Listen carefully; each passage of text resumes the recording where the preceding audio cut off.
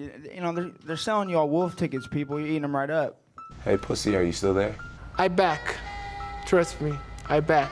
But I'm not impressed by your performance. You'll do nothing. You'll do nothing. Shut your fucking mouth, you'll do nothing. You'll do fucking nothing. Not one of you will do nothing. I'll tell you what, bro. You know, I was out there, I was fighting all the hitters, bro. You ain't fought no hitters. Come on, guys. It's normal. I'm not saying I would fight you. I would kill you. John, do you think I'm just gonna sit there and let you kill me, John? I mean, really? No, don't be scared, homie. I'd like to take this chance to apologize to absolutely nobody. The double champ does what the fuck he wants. I'm gonna beat you into the living death. I mean, maybe that's your job, but where I come from, you know, people like that get slapped. That's fucking illegal. Next year, you just shook up the world. How's that feel? Hey, I'm not surprised, motherfuckers. Yeah, this is a simulated death match. And you haven't simulated anybody's death yet. I said it last year. We're not here just to take part. We're here to take over. What is the game plan going in against him? The game plan is you go in there, hit him with some good shit, don't get hit, and come home with a pocket full of cash. Who the fuck is that guy? Everybody's on steroids. The whole UFC, everybody. I'm gonna go home tonight. I'm gonna drink a Coors Light. That's a Coors Light because Bud Light won't pay me nothing. Do you want to be a fighter? That is my question. Any of you radio personalities think you want smoke? Call me Mr. Chimney. I want smoke. Yes. What is up, MCR family? It's a little special edition of the show, live, kind of a week early for this breakdown show, but we're here because everyone might be traveling for the fights and everyone's busy on fight week, so I want to do it early. A huge breakdown roundtable. We had some people, ditch us, James Lynch, Submission Radio guys, shots at you guys for ditching out on the roundtable. Shame on you. Shame. Insert shame gif right here. Shame on you. But I'm joined by a notorious panel of media personalities here. This should be a really fun show to break down UFC 245, Kamaru Usman versus Colby Covington, plus Max Holloway versus Alexander Volkanovski, plus Amanda Nunes versus Jermaine Duronime. So many fights on this card. Jose Aldo, Uriah Faber. A lot to get to on this card. A lot of depth to it. But let's get to all the panelists today. And let's get to right next to me first, right? Since I don't have my little name on the you don't have your name on the thing. I'm sorry, Ant. At Ant Walker MMA, by the way. Anthony Walker, formerly of Showdown.com and MMAonPoint. How are you doing, man? Pretty good. Just half sleep still, drinking your coffee up. That's what's up. Yeah, totally. And here we are. So let's just get inappropriate. Yeah, so many people to get to. Cole Shelton of BJPenn.com and probably a bunch of other outlets because you're a madman. Cole, how are you, man? I'm doing good. How are you? Fantastic, man. It's bright and early Saturday morning. We got a ton of fights. Tito Ortiz is fighting today, guys. Get hyped. Yes. The return. Living death. It should be a fun one. And Ben Duffy over at Showdown.com. Ben, how are you? I'm doing really well. Speak of Tito Ortiz, I am, as we speak, in beautiful McAllen, Texas, where this evening I will be covering Tito versus Alberto. Sorry. In the presence of Ken Shamrock, no less. So I can only hope that I get a living death type moment or soundbite. Maybe that living death will finally be delivered, 11 years later or whatever it is. This is setting up the super fight between Shamrock and Del Rio. So this is what's maybe I'll on. catch the chair this time. And there'll be like a combination of UFC and WWE belt, and they'll go ahead and pass that around. Let's just not put that in the universe, guys. This is not. I mean, why not? Shit. And just manifested that into existence. Matthew Wells from Slip and Dip Podcast. Matt, it's been a long time to have you on the show. I should have done this a long time ago since I've supported your work, you support my work for a long time. Thank you for coming on. It's been a pleasure, obviously, to watch your show grow and your channel grow. How are you, man? It's been a minute. I'm doing good. I'm still waking up as well as most of the panel, but hey, I mean, we're all here, ready to rock, and like Ant said, let's get it inappropriate, man. That's my guy. That's my guy right there. And last but not least, Jay Pettry of Showdown.com. Jay, how are you, man? I'm pumped for this show, this summit, this meeting of the minds, this let's get weird, whatever we want to call it. I am down. I think we should do this more often. I think this could be a real disaster, and I'm psyched for it. Like the Royal Rumble of Roundtable. I'm happy to a royal man. If we wouldn't get sued, I know, right? Such the obvious name. Like I'll think of it as broadcast goes on. Yes, and I definitely want to do this. I've been thinking about that. Every big UFC event, this is going to be a more of a standard for MCR to get a bunch of people that I like in terms of their work and their sort of ethics in media, and try to get them on the show. But let's get to it, guys, because obviously UFC 245 is stacked, to use that cliche word. It is truly probably the best card of the year. Like I tend to think it is. The more I look at it, the more I analyze it. Especially those top 3 fights. I mean, those top 3 fights are absolutely fantastic. There's not one real bad thing about any of them, except for maybe the Nunes GDR fight, which we'll get to. But let's get to the main event first, because that's the marquee fight. It's a fight that's been brewing for some time. Me and Anthony had a pleasure to interview Kamaru Usman at the Alliance MMA media event. Go check out that interview. Very interesting interview from Kamaru Usman about this fight. And before we get to the X's and O's of it, I want to get sort of the panel's thoughts about the meaning of this fight, the ramifications it could have, how this fight maybe is a representation of the fandom in certain aspects. So whoever wants to jump into that one, I know that's sort of a hot topic. I'll jump on that. Thoughts on the matchup and sort of the meaning of this main event, because it does seem to transcend just X's and O's and punches and kicks. It really does, and I think you summed it up pretty nicely there about a representation of the fandom. In mixed martial arts, it's kind of this weird thing, and I think it's most highlighted through the vocal members of MMA Twitter and the members of MMA media, where you're either extraordinarily liberal or you're extraordinarily conservative, borderline racist. And it doesn't really, it just seems to be no middle ground. And this is the perfect fight to sum all of that up. And the UFC really stumbled across this by accident, because this should have been Tyron Woodley versus Colby Covington sometime last year. And they had this perfect setup between these politically opposed, socially opposed, racially opposed, and just diametrically opposed in personality fight. They had this perfectly set up, and they squandered it. But they just happened to fall into Kamaru Usman representing a lot of the same things that Tyron Woodley does, and Colby Covington still running on his gimmick, and there you have it. So it's still going on. I really am curious what some of the panel's thoughts are about the X's and O's, and we'll get to that.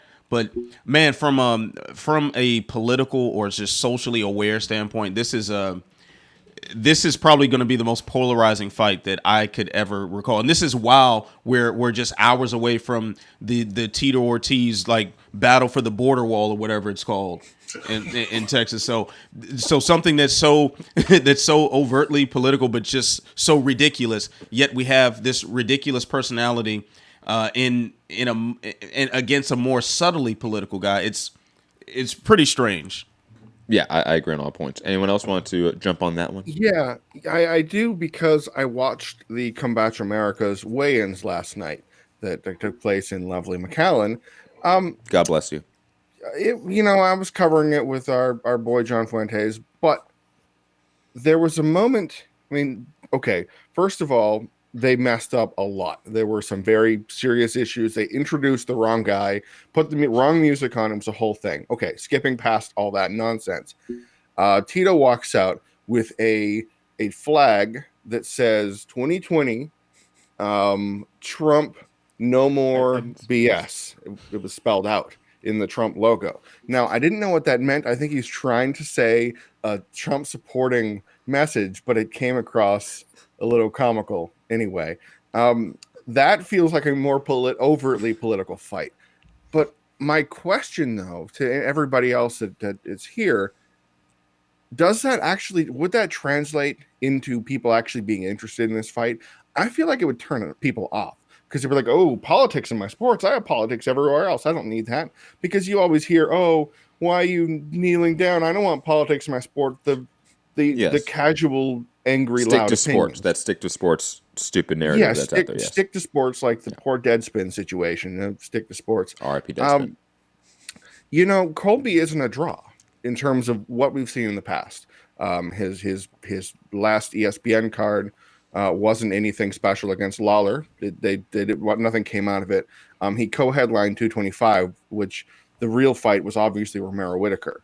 And the buys. I mean, I'm a fan. I'm a media guy, so the pay-per-view numbers don't mean anything to me other than indication of how many people are paying attention. And they broke 250,000 as the co-main. So he's not a draw in the conventional sense. He's a mouthpiece, but I don't know if he's like a cash machine like some of those other guys. So I don't know. What do you guys think? Do you think that the politics can help it sell? No, I don't think so. And I think the expiration date on Colby's shtick has kind of come and gone. Right around the time he got his invite to the White House, that was when the iron was hottest. At this point, it's over a year later. We've had a much better look behind the curtain. One, we get stories coming out like, Schaub just completely clowning on him and his paid Instagram models. That was good. People have dug up more old clips of him talking and just explicitly saying he doesn't care about politics, and just kind of showing that this really is nothing more than just an act for him. Yes, and transparently so, in much the same way of a professional wrestler. And being on the outs with the UFC, he just became this kind of whining, complaining, just old grandma, and started, of all things, talking about how fighters ought to organize. Now, if you told me that I'd hear Colby Covington speaking in favor of, labor collective bargaining, yeah, so he smells just like 3-day-old garbage at this point. His whole act does. So even for those who are hardcore enough to have followed this and invested any emotional capital in it, I don't see it as much of a draw or much of a motivation to watch anymore. Cole? Matt? There's actually Sean Elshadi brought it up, and I looked at it after he said it. There's a Reddit Ask Me Anything Colby Covington did a couple years ago, and it's basically like he's like thanking everyone for asking questions. He's like, "Oh, please watch my fight. Like, it's so hard for these new guys to get fans. Like, if any of you guys could watch your fight, I'd really appreciate that. Like, I'm just trying to make a living," and being all nice and everything. And then just looking at that now, it's literally like a completely different person from what he talks like. Mm-hmm. Yeah, Cole, you reminded me of something that Jason Burgos, our former colleague, who by the way, no showed the show. Oh, yeah, Chief Seats Chat was invited, and he I sent him a text yesterday. Yeah. Oh, Burgos is super trash. Because we had a limit of how many people we can have on the show, and Jason unfortunately was not in the short list, and the short list got shorter. So he didn't join because he got snubbed in the first place. Okay, I ain't mad at him. I ain't mad at him. Hey, he hit me up after everyone else hit me up. Okay, well, he was late. Well, this is whatever. And he was like a day late. Well, Love you, Jason, though. Short. So Jason said at some point, I forget what outlet he was working for at the time, but he interviewed Colby Covington years ago and was saying like how nice of a dude he was.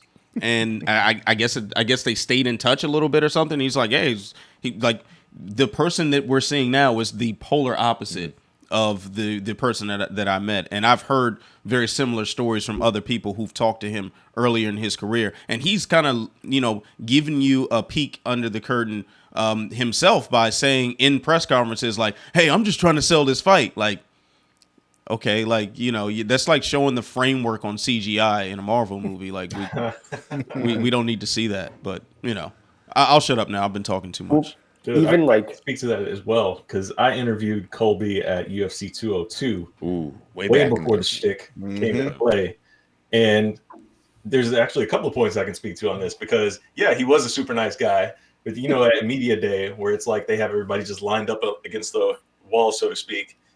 Him and a couple other guys, they were on the side that wasn't getting much attention at the time. So it was just like, hey, I can go walk up to, Cowboy or whoever and, wait in line, or I can go get Colby, who's got nobody in front of him right now. and have my whole one-on-one time by myself. So I did that. Super nice guy, confident. He was very confident, but he wasn't, Colby, 2019 Colby. So, he was nice, he was cool, or whatever. And to what Ben was talking about, the union thing, that was that same week where we had the whole union effort going on by the by Bjorn Repney and all that. That was the Mexico same weekend. and all the gang. Oh gosh, good times. Who's the MLB guy that came over? I forget his name now, but he tried to get one of the union efforts started, and they had a whole little press conference deal there that the day before, I believe. Mm-hmm. And Colby was he was like, nope, the UFC is going to take care of us. I don't want to do anything to, get the ruffle the feathers or whatever. He was just like, I'm going to be a company guy up and down, blah, blah, blah. So it's just funny to see both of those things flipped so hard in recent months. I definitely agree that the expiration date, so to speak, on Colby's shtick does seem to be up. I will push back slightly on the idea that politics in fight sports doesn't sell fighting. I think you can look back from Jack Johnson, Joe Louis, Muhammad Ali, Larry Holmes, even into like today's time with like Floyd Mayweather, like Ricky Hatton matchup. Like there's been, or even Floyd Mayweather, Conor McGregor. Like the idea of politics, race sells in combat sports far more than other sports, than stick and ball sports. It just does for some reason. It's almost based on that in a lot of ways. I was talking on a show earlier this week about the nature of combat sports and just how with Cole James Cash of Ghetto News Network, a good political pundit on YouTube, and about how the nature of prize fighting is to pit tribes against each other, whether it's ethnic tribes, whether it's racial tribes. It's to pit certain groups of people against each other and then monetize those groups of people. That's the basics of combat sports. Whether it's UK versus US, whether it's the Mexican versus the Puerto Rican, the Puerto Rican, whatever it may be, that is the basics, the basis of combat sports to its core. That's what it was rooted in from the very beginning. And even though there's the sentiment of stick to sports, even into some aspect combat sports, I bet all of us who have ever talked about politics in combat sports have gotten the, hey, stick to sports comment, whether in the YouTube comment section or whatever. We've all had it. However, it is far less than other sports because deep down inside, we actually like rooting and getting our flags up for our certain tribes or certain ethnic groups, or certain racial groups, or whatever, national groups. And I think that the UFC honestly dropped the ball with this fight. This fight could be so much bigger. And yes, it's still like a week out. We're still early. This is early roundtable. So maybe Wednesday, Thursday, it feels like there's a presence for this fight. But right now, it feels like there's zero tension for this one, zero promotion for this one. You get maybe the little tiny sticker at the bottom on ESPN, but it's very minimal. When this fight could have been built up as something truly special. And they could push more on the political lines to sell it, and it would work in prize fighting comparative to NFL, basketball, baseball. As disgusting as that promotion probably would have looked like. I mean, yeah, I agree with you. Look at Conor Khabib. Like, it's not the same. Gone there already. It's not the same thing, obviously, but that went there in a very dark way, and it sold and was the biggest pay-per-view in history. This one, not to that degree, because let's be honest, Usman, Covington aren't Khabib and Conor McGregor, but this could have definitely overperformed relative to their name value and their drawing power. But digressing, because I think we're all going on that, let's get to the X's and O's of this matchup, because this one is an interesting fight. Both guys, I mean, highly, highly talented grapplers and wrestlers in MMA. I mean, probably the best in the division, and you can argue that these guys, all time in the welterweight division, would contend with the best of them. Matt Hughes, GSP, etc. Like, these guys could, in terms of the grappling department, contend with the best of the welterweight history. And on top of that, I think both guys, their striking arsenal has been developing over time. I think we saw in the Usman-Woodley fight, his boxing develop. I think we saw, obviously, in the Covington-Lawler fight, his striking develop. So this fight, to me, is two guys that are supremely talented, are supremely active, and are now developing into complete fighters when before they were highly skilled specialists. I'm leaning Kamaru Usman here by unanimous decision, but it's a toss-up in my mind, 'cause I can definitely see either guy getting sort of one-way traffic in this fight. Let's go out to Jay. I want to get your breakdown on this fight and your prediction. Well, let's look at the numbers then, shall we? Covington has a decided takedown advantage, whether it's average or number scored, accuracy rate. Well, actually, accuracy rate is almost dead even. It's like 51 to 50% or something like that. But the difference is nobody's ever taken Usman down. Ever. In the, I mean, he's only had 10 fights or so. But the point is that nobody's put him on his back. He got taken down. Colby got taken down by Dos Anjos. Colby got taken down by Jung Yun Kim. He's been put on his back before. Now he's been fine. The only problem he ever ran into was Warley Alves back when he was Hercules. But that's a different Warley Alves now. I don't want to break it down into something quite as simple as I'm about to. It's going to be one of those two wrestlers that both of them know how good they are at their game. They know what they're going to do. Now, when that happens, you get one of two things. You get the Woodley Usman type of matchup when you go there's levels to this game, and okay, we always thought Woodley was a dominant grappler, and Usman just walked through him. 50-43. It wasn't a fight. And then there's you can point to any example. Let's get weird. Askren Maya, for the most part, a kickboxing match that takes place on the feet, and both guys are a little hesitant to pull the trigger out of the fear. Okay, if I overcommit, he could still take me down, even though my takedown defense is good. I'm leaning towards a tentative kickboxing match, a Woodley Maya, where there are some takedown. Well, not Woodley Maya, because Maya tried like 21 times to get him down, and that didn't work.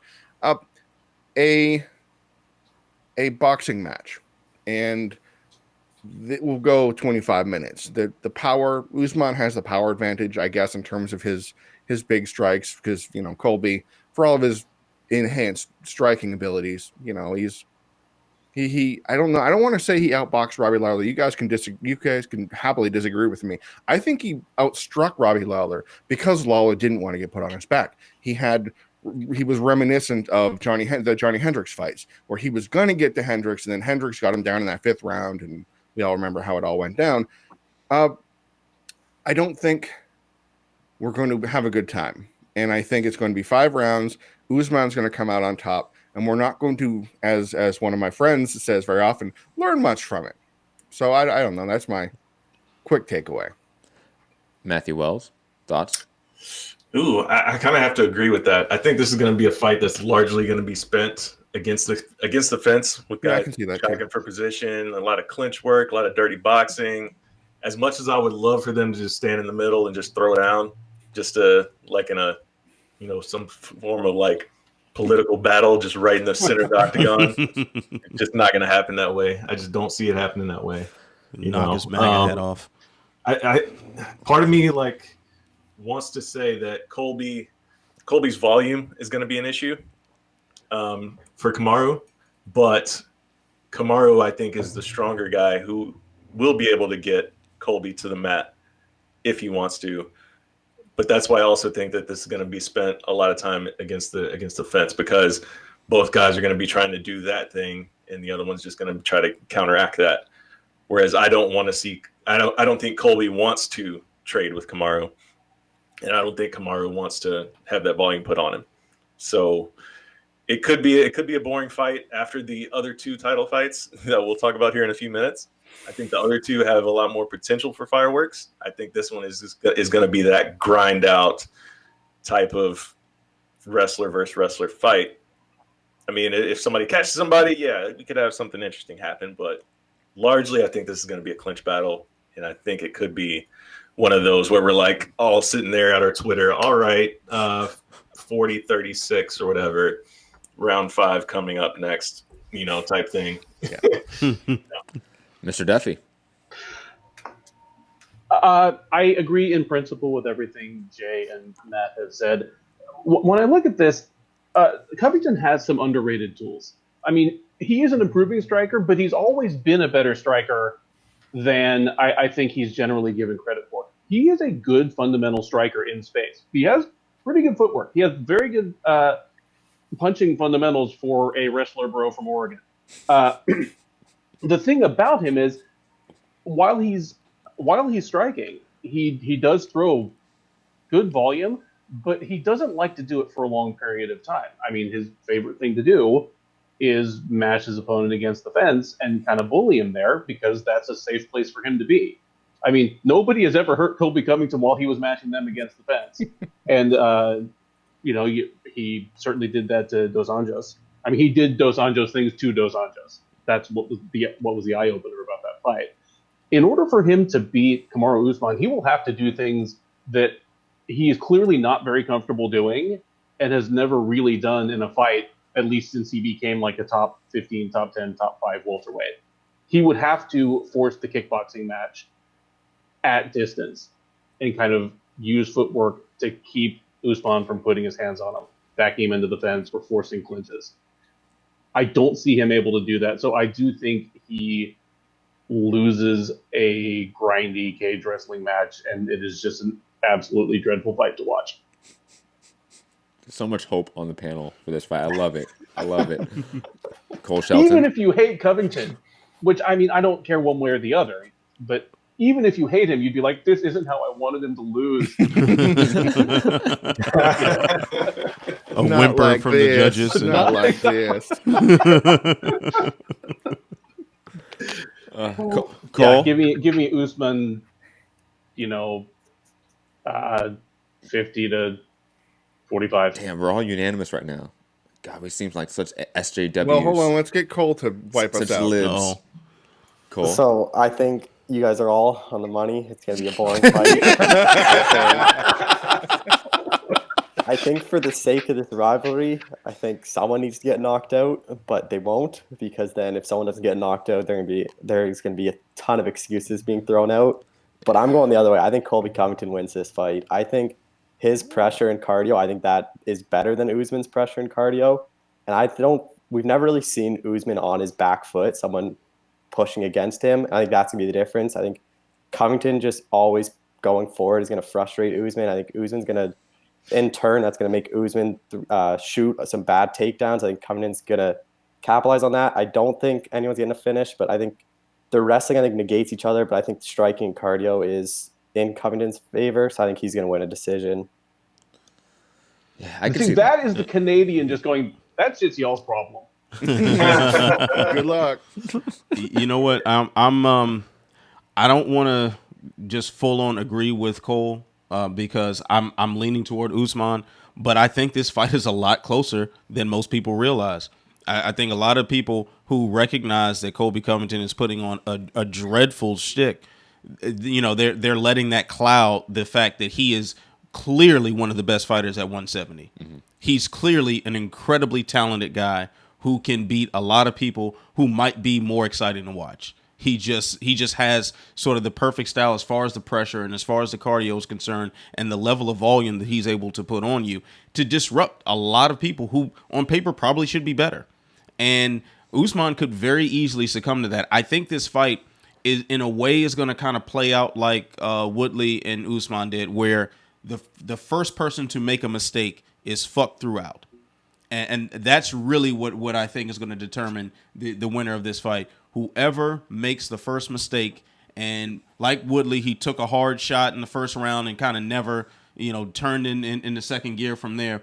If something like that happens to Covington, yeah, he's probably screwed. But at the same time, if Usman hesitates for a second, Covington is able to swarm him for a round and just keep peppering him. And even though those shots may not hurt, it's going to disrupt what he wants to do.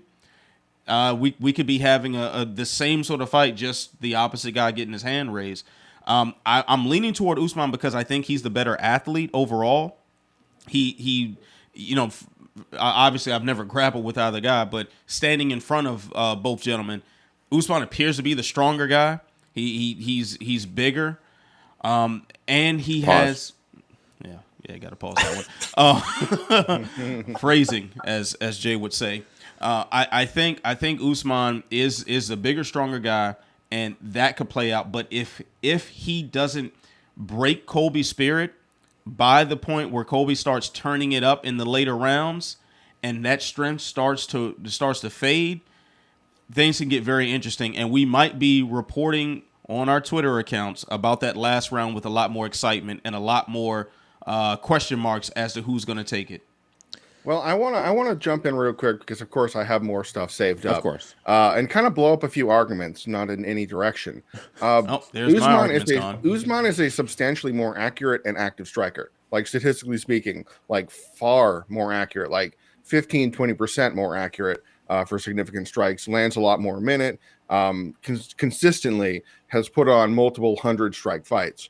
100 significant strike fights. Now some of them can be landed when he's on top working the guys, but in terms of those striking totals, and this is something that was mentioned in the previous round, that nobody has really put the screws to Usman. Nobody's put him to make a fight on his back foot.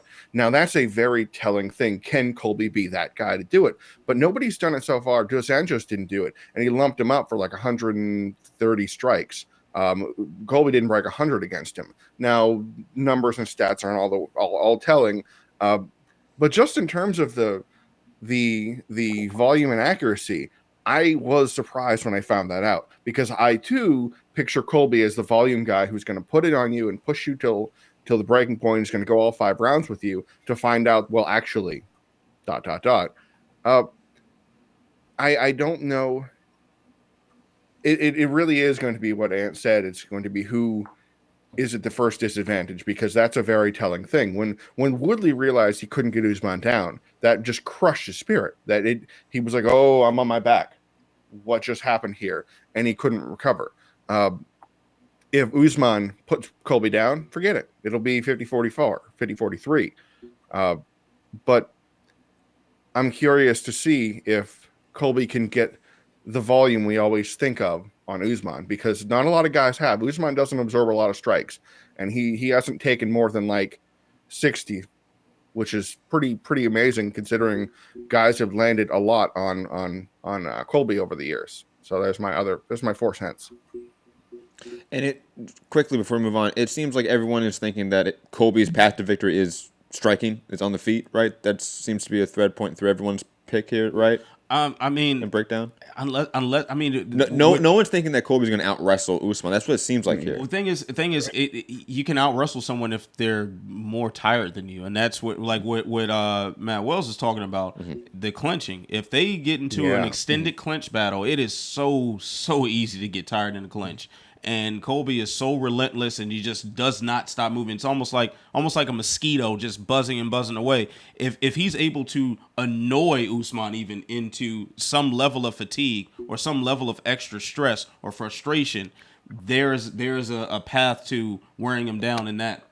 I could see that, but also, I mean, to Jay's point, I mean, Kamaru's the more active guy. He's the more active with the hands.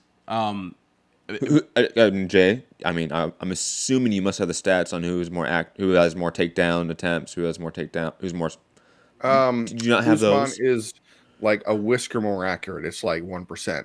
But in terms of volume, Colby has it so far. But at the same time, Colby's had more fights in the UFC. So yes, I'll say yes. So yes, Anthony's right. Continue. I feel like he said yes to both of us. All right, yes. so Max Holloway, Alex Volkanovski. That's precisely what I did. Moving on, Max Holloway versus Alexander Volkanovski. Wow. I mean, this fight to me is... It's almost like, you know, when like we had that feeling for like Max Holloway, Brian Ortega, was like, wow, this is like really that next generation of great featherweight matchup. And then it just seems like the next year we have another version of that in a way with Alexander Volkanovski versus Holloway. The Chad Mendes win for Volkanovski was eye-opening for me. To me, it showed that his boxing was at a pedigree and a skill level that he could beat anyone in the division, even the great strikers like Aldo and Holloway, and obviously he went and beat Aldo in more of a technical fight. I'm really at odds with this matchup. I think Holloway obviously is to make it a really simple matchup, like Holloway is the more volume striker here. He's the more volume grappler in the perspective too. Like he's going to shoot for takedowns play, or in terms of his scrambles, he's going to be more active in that department. Volkanovski, he's more of a explosive, dynamic fighter, and that could be the antithesis to obviously the volume fighter that is Holloway. We saw with Dustin Poirier that the power, dynamic counters really were able to upset the volume and rhythm of Max Holloway significantly. Like you upset the rhythm of Holloway, his entire game falls apart. And I could see Volkanovski with those short hooks with those short combinations on the inside really bother Holloway when he tries to get his jab going, tries to get his rhythm going. I'm leaning Holloway here, but my gut is also leaning Volkanovski, but I'm picking Max Holloway via TKO in the 4th round. I think this is going to be a slugfest and a bloodbath, to be honest. This is going to be a Fight of the Year contender at the very end of the year, and I cannot wait to see it. And let's go with you first, since you were last. Yeah, man, I feel what you're saying, but I agree that Holloway should win this fight, but I'm thinking for a different reason. Now you're alluding to the Dustin Poirier fight, and where Poirier's power ended up telling the difference there. I don't think, I mean, as powerful as Volkanovski is, I don't think he has lightweight Dustin Poirier level power. No, even then, there was a decent argument for Holloway even winning the decision there. Like Holloway was able to steal a lot of moments and make a very good case for himself in that fight. So yeah, there were some people that scored it for Holloway. I rewatched it later, and then I realized I was wrong, but I did give it to Holloway. I thought Poirier won it at first. Me and my brother both said Poirier won this fight easily. We rewatched it a couple weeks ago, and we both scored it for Holloway the second time. Yeah, that was a much closer fight than a lot of people realized. There were some rounds where it was like, okay, either the amount of peppering that Holloway is doing compared to that thud of a sledgehammer that Poirier is laying on him a couple times throughout the round. So I don't think we're going to have that same extreme level of power that Holloway is going to endure. And if anybody can sustain a 5-round war, it's Max Holloway. We haven't seen that from Volkanovski yet. We haven't seen him in a 5-rounder, at least in the UFC. He may have taken a 5-rounder before coming to the UFC. I didn't do my research on that one, but he definitely has not been in the UFC in a 5-rounder the same level that Max Holloway has been in. He's been in the 4th round twice, but never got to round 5. Yes. So I'm really leaning toward Holloway doing what Holloway does.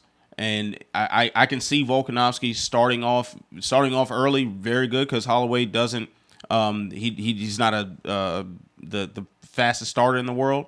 I can see Volkanovski getting in there, maybe laying into the body a little bit, but at some point about that second round, like last minute of that second round, where Holloway is like, oh yeah, that's right, I'm in a fight. Let me actually start fighting. And he starts really turning it on, and he starts talking to his son, who's going to be sitting cage side, and he starts really getting in his bag.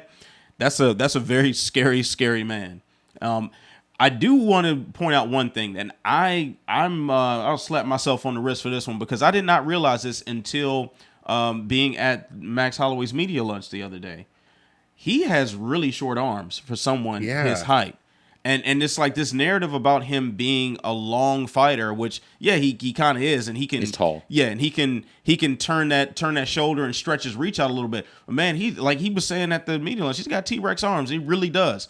So I think Volkanovski is going to have an easier time with his level of explosiveness getting to the inside in those early rounds, and then Holloway becomes Holloway. I mean, Volkanovski is like 5 inches shorter and has a reach advantage of 2 inches. Yeah. Jay, you want to go? Okay, what the heck? All right, I'll slap myself on the wrist too. I've seen all of the Volkanovski fights. I rewatched the Mendes fight not too long ago just to go, okay, let's see what he has to offer.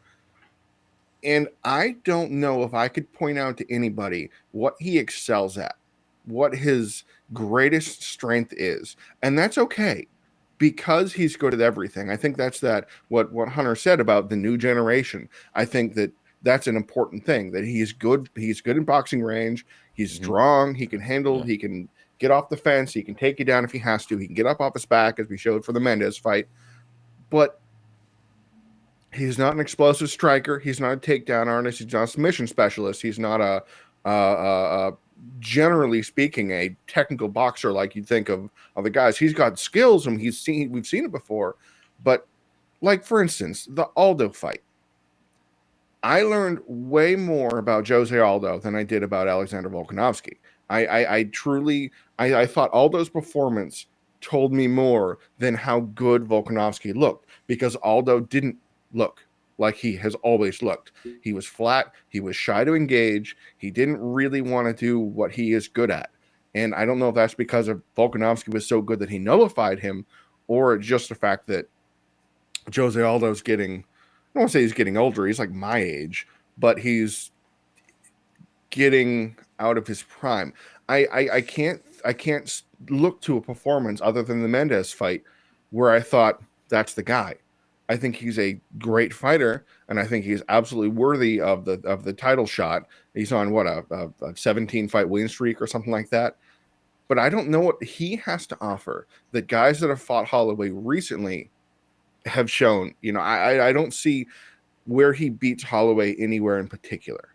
And that's tough, because I wanted to look at the angles about, okay, he can outstrike Holloway. Well, you know, he can outmuscle Holloway. Well, he can take him down, so on and so forth. I didn't see that. And I didn't want to say that Holloway is going to cruise to a decision, but I can see it playing out like it played out against Frankie Edgar. That he was just able to get out of any of the danger zones Frankie put on him. He was able to thwart. Frankie didn't try and take him down that many times. I don't recall. I don't think he landed like one. I don't think it was anything of note. It was like one of those grab the ankle, trip on his back. Frankie tried a lot, now that I remember correctly, and it didn't happen. It didn't come out, and it just kind of felt like he was a step ahead. And I see that happening in this fight. I want you guys to make me wrong. I want to learn something here. I want you guys to take me to school. Where does Volkanovski have the advantage? I think you underrate his timing on his shot selection, and just like when I saw the Aldo fight, I like you when I first saw it, thought, ooh, Aldo looks a little bit off in this matchup. Yep. Going back and watching it, I think Volkanovski did a very good job of negating Aldo's movement in terms of just feints. Feints. I mean, I think that's an aspect of Volkanovski he does very well.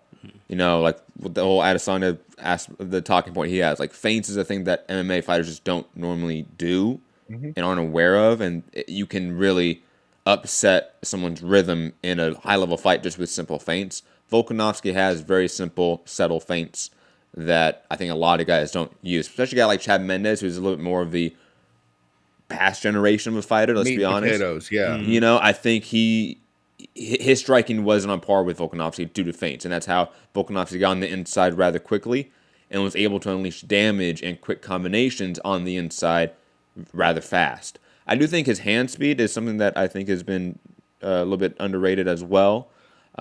He's quick to the draw. And plus, I mean, if you are a guy that can unload a 3 or 4 piece on the inside with precision, with speed, and you got some pop, enough pop, you can really bother a lot of guys. And then on top of that, you have feints to upset someone, to cause some confusion, and then boom, and then all of a sudden you're on the inside and you can throw a combination. That's high-level stuff, especially for MMA striking. So I think that's how he's been able to have success against an older generation of fighters. But then again, Max Holloway is a guy that definitely doesn't have an older generation of fighters' skill set. So that's why I still pick Max Holloway. One particularly dangerous thing about Holloway, though, if Volkanovski does start having a little success getting on the inside, landing some shots on him, Holloway almost needs to get bashed upside the head a little bit to hit his flow state. Yeah. And I think that was kind of a problem in the Frankie Edgar fight, where it was kind of like, well, it's fair to debate whether or not maybe he was showing Frankie some respect or whatnot, or he was just hesitant for whatever reason, and that's a fair argument. But I think there's something to a certain sort of personality type that they need to get hit upside the head really hard. They need to take some punishment, and then it's like, oh, cool, now I'm in this, and then they just kind of black out and they just do what they do. When like you Carlos Condit. Yeah, when you have certain people who, like, their personality is so infused in their fight style, when they get separated from that little bit of consciousness that keeps them acting like a normal civil human being, and then they're wilding out and dancing and saying crazy stuff. And I mean, Holloway was correcting Brian Ortega's posture mid-fight, pointing at you know, him. when you get he literally grabbed his hand and put it in front of, like, hey, guard yourself like this. And you know, this, I think it was the first Aldo fight where Aldo cracked him with a hard uppercut, and Holloway just like smiled and high fived him, danced away or whatever, and then proceeded to beat his ass as soon as the next bell rang. You know, that's sort of what you have to worry about with Holloway. If you start going at him, especially early, and he turns on to that flow state, I don't really think there's many solutions to that problem, at least at featherweight. I really wonder, sorry, Ben, I really wonder what Volkanovski is going to do when somebody lands on him. Like, Darren Elkins is the most accurate guy to land on Volkanovski. It wasn't a particularly memorable fight to me, but Holloway will hit you with 100 strikes. It's going to happen. He's going to land on you 100 times, significantly at range, and some of them may hurt. What does he do when Holloway's punching down at him? Because it's a significant height difference. I don't know. I don't know. I want you guys to help me with this one. Mr. Wells. Yeah. So both of these guys have obviously fought Jose Aldo. We've talked about that here a bunch. One guy has 2 wins over him, but only one guy has made him go back down 10 pounds. So I will say that. I wish that wasn't happening. Don't take that as me like leaning towards Volkanovski here, because I'm not. But let's go on record and say that you endorse Aldo dropping a bantamweight. We're going to go on record with that. He's only going to go down about 7 pounds, though. Hell no, I do not endorse that whatsoever. That's a whole other argument we can get into later if you want. We will. Yes, we will. Come get this work. To the point of this fight, Holloway is the guy. Like as it's already been mentioned, you know, the volume, the striking. Like Jay was just saying, he's going to hit you 100 times, and what are you going to do about it? And for Volkanovski, he's a guy. To an earlier point that was made, we don't know what he's great at, right? He's just solid everywhere, and that's like when I saw this guy coming up, he was just like, this is just a solid mixed martial artist. Like, I can't highlight one thing that he does particularly well. Like, what's this area that he excels in? It's just that, damn, he's gonna mess you up wherever the fight goes. The problem is he hasn't fought a guy like Max Holloway. You know, he hasn't fought a guy that's going to always be in your face. He's not gonna go away. He's not gonna fade. He's good everywhere as well. And that's why I think Max is going to win this fight, because when Max starts bringing all that volume and he starts doing the things that Ant was saying, where he's going to start, hey, put your guard up right here and defend this. You know, he starts doing that, and he starts really rolling in the middle of the fight, like in the 3rd round or so. What is Volkanovski going to lean on? He can't lean on his wrestling, because I don't think it's that much better than what Holloway can defend against. Can't lean on his striking outside of a 1-2 hard overhand right. You know, I don't see where he excels in anything that I can say, yeah, Holloway is going to be in trouble if this happens. So outside of, you know, obviously landing some big shots, you know, in exchanges, I don't see on paper how Max Holloway loses this fight. Benjamin Duffy. I don't have a whole lot to add to what everybody's thrown out here. I'm trying to picture in my head the way that Volkanovski wins this fight. He brings an impressive set of tools to the table, but no particular tool, I think, is going to be enough to even really force Holloway to adjust much to it. The thing about Holloway is, even when he beats someone going away, they usually don't stop throwing back at him. They just become overwhelmed by his volume. I mean, on a lot of people's scorecards, Ortega won the 4th round of their fight. You know, Ortega was still a live duck at that point, but nobody, at least at featherweight, has won a firefight with Max Holloway in recent memory. Because you're trying to throw 1-2, and he is coming back at you with a 6-strike combination while moving forward and switching stances as he comes forward. Like he'll turn a kick into a stance switch, and then he's going to hit you, with an orthodox like straight right. It's nuts.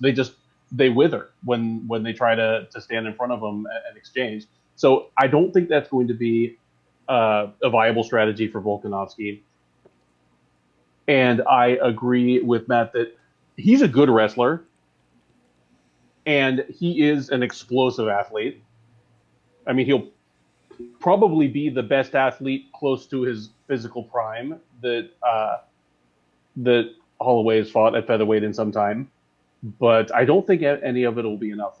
I have Holloway here by clear-cut decision in which he's pulling away in the later rounds or even a late stoppage. Cole Shelton? Yeah, I think you guys nailed a lot of it, but I think Holloway, where Volkanovski has success is he needs to land a knockout shot. I think he's going to be the stronger guy. I think he's just built better. So I wonder if he tries to make this a dirty fight, tries to get up in the clinch. Because I wouldn't be surprised if right at the beginning, Volkanovski goes for a clinch just to see if he is truly stronger. And then that's going to dictate if he feels he's stronger, maybe he's going to start shooting for takedowns, try to work on the ground, try to work side controls, try to work on the clinch. I don't think he will be. I think Holloway is so good at his scrambles that he will get up if he gets taken down.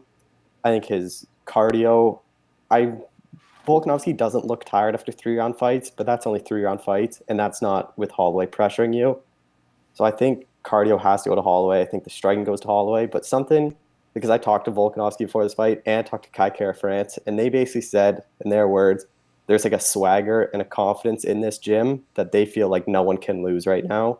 And City Kickboxing has been on a roll. Eugene Behrman, they said like he's the best coach like in all of MMA. Like they have a set game plan. Volkanovski says a lot of people are going to be surprised with what my game plan is. So I don't know what his game plan will be, but I have Holloway by 4th-round stoppage and becoming the best featherweight of all time. And Canada has the best welterweight and featherweight of all time. The honorary Canadian.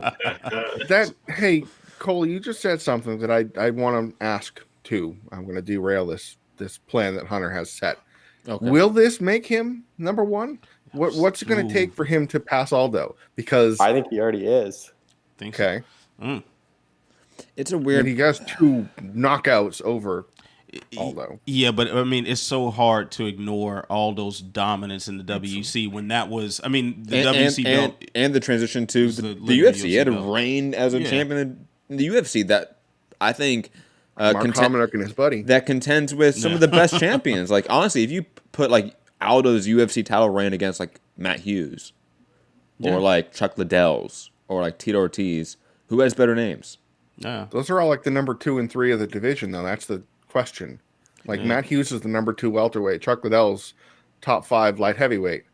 Well, it's just more in welterweight and light heavyweight. There's more GOAT candidates there than featherweight. Just the history of the divisions. But to the point of Max Holloway, he's close. He is very close to being number 1. I don't know if he's there yet because Aldo to me is like one of the top 10 or 15 fighters of all time. Oh yeah. You know what I mean? Like I don't know if Holloway is there yet. So if Holloway is not even surpassing Aldo top like all time, how can he surpass him at the featherweight all time? You know what I mean? Because Aldo's entire legacy is at featherweight. It's not like he has a legacy at lightweight that we can use for his all-time legacy. You know what I mean? Like his entire all-time legacy is his featherweight legacy. And if Aldo is greater all-time in my ranking than Holloway, then I can't put Holloway above Aldo yet in my mind. That just seems illogical. So what you're saying is Conor McGregor is the greatest featherweight of all time? I will. Well, do you know what Volkanovski said this to me too? Is he said if he beats Holloway, it's him and Conor McGregor are the only people to beat Aldo, Holloway, and Mendez at featherweight. Wow. No, I mean that's a hell of a notch to have on your belt. I'd put that trophy on my case. Pretty big if though. It is. Yeah. It is, and I think we're all in consensus here that Holloway is the favorite, and he does have far more paths of victory than Volkanovski. Volkanovski does almost have a puncher's chance, so to speak. I don't mean to disparage him in any way, but that sort of seems, on all of our sort of breakdowns, has been Volkanovski needs to hurt him. And we don't think he can really do that because he's faced Poirier, and Poirier didn't hurt him. So, therefore, how can Volkanovski do that? Poirier hurt him, but he didn't hurt him. Yeah, hurt him. He stung him. He didn't. Yeah. Yeah. And Aldo, same thing. And, you know, it's pretty crazy to think the level of punishment that Max Holloway can sustain and still put it on you. So agreed. Now, Aldo rang his bell in the first fight. It was in the the end of the first round where with that wild uppercut. Yeah. Moving on, Amanda Nunes fighting Germaine de Randamie in the other title fight. 3 big championship fights on this card. A fight that I think was supposed to happen. It was supposed to happen a while ago, wasn't it? Or it didn't? Oh, sorry, they did fight. Germaine de Randamie won via elbow. Sorry, and this has been a rematch that I know that they've been talking about at some point here and there. And Amanda Nunes obviously has developed into the greatest women's combat sports athlete of all time. Like, you can make that argument. I make that argument. I stand that argument. Yeah, it's an easy one to make. While JDR has really been up and down in terms of relationship with the UFC. Obviously, there's the whole fiasco with the featherweight division. But she seems to have rebounded nicely in recent memory. Obviously, getting the Aspen Ladd win, beating Raquel Pennington. It seemed to have sort of rebounded her sort of momentum in a way. And obviously, she beat Amanda Nunes before. She has a TKO win against her. Let's rematch them. Let's have this fight again. I'm picking Amanda Nunes, obviously, because she's been on a complete tear. And she is the best women's fighter of all time. But I do like the style matchup. I do think there is a chance that JDR can have some success at range.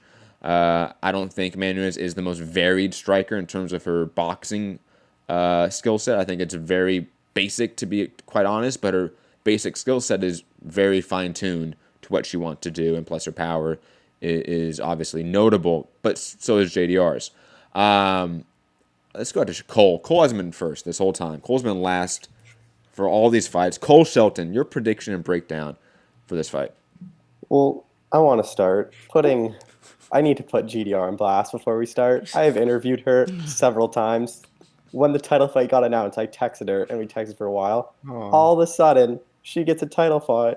I text her, "Okay, can we do another interview?" I get R-bombed. Girl gets a title fight, and then just doesn't even remember. She big time. Like, she just left me on red. Because she has an iPhone, so you can see when she read the message. Damn. Red. Okay. I'm an Android guy. But this fight, I agree with you, Matt. I think it's a good style matchup. I think GDR comes from that kickboxing background. I think she can have success using her jab, using her kicks, using at range. But Nunes' power, I think Nunes has a clear power advantage. I don't see this fight hitting the mat at all. I think it's going to be a stand-up fight, but I think it's going to be similar to the first one where Nunes gets a TKO win, but I think it's going to go longer. I think it's going to go to 3-4 rounds. But after this, like, who's really left for Nunes after she beats GDR? Like, there's slim pickings there, but I think Nunes is coming to the end of her career, and I think this is just going to be another notch in her defending her belt. Mr. Duffy. I have been trying to see de Randamie's way to winning this fight. I mean, she certainly is a technically much more sound kickboxer than Nunes is. I mean, actually something like 47-0 as a kickboxer, and against some legit people. It's a real record, but assuming Nunes' physical tools are not diminished either by age, wavering focus, an increasingly difficult weight cut, they're going to be too much. Amanda Nunes is no stranger to fighting more technically sound strikers than herself and either holding her own or just completely destroying them. I mean, she's beaten Valentina Shevchenko twice. She's beaten Holly Holm badly. It might be one of those fights where GDR is doing the right things and it simply doesn't make a difference. I have Nunes in this one. I have her big. I have her by knockout within the first round or two. Is there like somebody behind me? Just this commercial for Does dick obviously, pills on for those design. that are watching probably later on, the Andy Ruiz AJ undercards on right now, and there's dick pill commercials on DAZN now. But they're like magic dick pills that also help you grow your hair and like stop herpes outbreaks or something. Oh no! Ben, you forgot Nunes beat the striking goddess of Ronda Rousey. Yeah. I mean, hey, she was on the Ring magazine cover, guys. I mean, I disparage that. I had seen some pictures of punches or some footage of her boxing training, and I expected more out of Rousey, but I think that's just a case of Nunes being that good. She was supposed to fight Floyd. Don't forget that. Yeah. She was going to destroy him too. She was going to grapple with Cain Velasquez, already having him in an armbar and seeing if she could finish it. Yeah, and then I think she was going to beat Layla Ali the same night. So there's a lot going on there. Nunes ruined our chance to see Ronda Rousey run the gauntlet. Yeah. Matthew Wells, your prediction and breakdown of this event or this card? I mean, this fight. This fight here. Let's see. I think I've seen a lot of people say that you can't really put too much stock into their first matchup because they're both two different fighters at this point in 2019, and I agree with that. However, I think that the level that Amanda has risen to is still levels above what Jermaine is at when it comes to MMA. If this was a straight kickboxing fight, obviously it'd be a lot different, but Amanda is just on a whole different level right now. And I think for GDR, I think she's going to have to lean on a lot of film watching of those Valentina Shevchenko fights against Amanda Nunes. Like, what did Valentina do to not get her block knocked off twice? What was her strategy in those fights? I think she's going to lean on that film, figure out how to stay at range and not let Amanda charge forward with that hard overhand right punch that has ended, the last two fights for her. Because really what we've seen from Amanda, she's come out really aggressive, really kind of bind down on her mouthpiece. And if you look at some of those replays and those highlights, she's got her eyes closed when she's throwing that right hand. She's really putting everything behind them. So I think Jermaine is going to do her best to avoid those kind of exchanges early in the fight, kind of try to drag it out. Let's see what happens if I can test her cardio a little bit. Let's see if I can stay at range and throw my kicks and try to avoid that power as much as possible. Because if Amanda touches her right now, I think it's going to be an early night. So who I'm going with in a winner, I'm going with Amanda. I think she's that much better right now. But if Jermaine brings the right strategy to the cage and sticks to that game plan, I think it could get pretty interesting if we see it enter, the third and the fourth round and from there on out. But yeah, I'm sticking with Amanda to win. Mr. Pettry? It's real tough to look at Durandamy's record because it hasn't been anything particularly of merit, because I'll take you on a ride. So she got smoked by Nunes in 2013, and since then she's fought 5 times. 5 times, that's it. She hasn't fought a lot more than I would have expected, and wins over Larissa Pacheco, who is now the lightweight finalist in the PFL for what that's worth. And Anna Panda Elmos, okay, I think it was a late replacement. She beat Holly Holm, although, depending on how you see it, and if you would have assigned point penalties for those multiple blatant after the bell punches, it would have had a different argument. Gave up the belt, has an effective TKO forfeit to Cyborg. Got through Rocky Pennington, but Pennington missed weight pretty badly, and that strange Aspen Ladd finish. I don't know if she's developed as a fighter. I don't know if she's changed. We know her game plan. There's nothing to it. She's not going to take you down. If she works you against a clinch, it's only so she can break away and hit you with an elbow. It's not a particularly varied approach other than a Muay Thai fighter coming over to MMA. Amanda Nunes has had quite a different record along the way, and I don't need to take you through that because we remember the only 2 times she's ever gone the distance and won is Shevchenko. She's finished every other opponent when she wins, and usually by devastating fashion, ruining them. The Shayna Baszler kick her legs out thing, Miesha Tate and Rousey and Raquel in the face that's over here, what she did to Cyborg. MMA math, I mean, let's get weird. MMA math Nunes beat Cyborg, who scared Durandamy out of the division. And okay, with all due respect, Jermaine, why would you take a fight against Nunes if you left the division? And actually, this is a real thing. She left the division and forfeited her title by refusing to fight the next challenger, which was Chris Cyborg. Why would you then decide, I'm going to fight the girl that just smoked her?